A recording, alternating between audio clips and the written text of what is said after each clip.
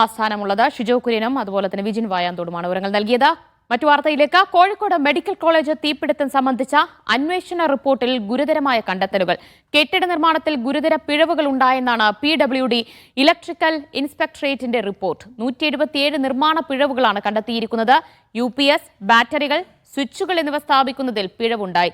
തീ നിയന്ത്രിക്കുന്നതിന് സ്ഥാപിച്ച ഫയർ ഡാമ്പർ പ്രവർത്തിച്ചിരുന്നില്ല. മെയ് 2-നും 5-നുമാണ് മെഡിക്കൽ കോളേജിലെ അത്യാഹിത വിഭാഗം പ്രവർത്തിച്ചിരുന്ന PMSAY കെട്ടിടത്തിന് തീപിടിച്ചത്. സലാം മുഹമ്മദ് വിവരങ്ങൾ നൽകും. സലാം, എന്തൊക്കെ പിഴവുകളാണ് ആ റിപ്പോർട്ടിൽ ചൂണ്ടിക്കാട്ടുന്നത്?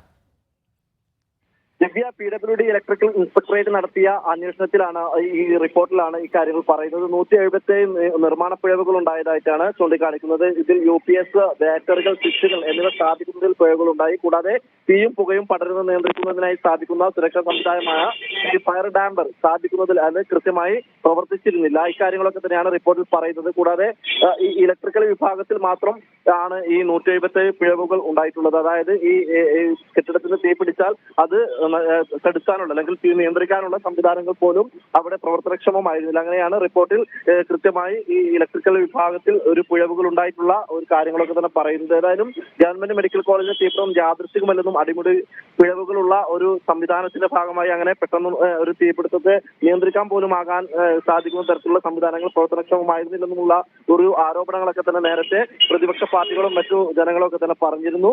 ആ ഒരു കാര്യങ്ങളെ ശരിവെക്കുന്നതാണ് ഇപ്പോൾ electrical inspectorate PWD electrical inspectorate നൽകിയ റിപ്പോർട്ടിലും പറയുന്നത്. ദിവ്യ, എന്തായാലും ഗുരുതരമായ പിഴവുകൾ തന്നെയാണ് റിപ്പോർട്ടിൽ ഉള്ളത്. കോഴിക്കോട് മെഡിക്കൽ കോളേജ് തീപിടുത്തം സംബന്ധിച്ച അന്വേഷണ റിപ്പോർട്ടിലാണ് ഗുരുതരമായ കണ്ടെത്തലുകൾ. കെട്ടിട നിർമ്മാണത്തിൽ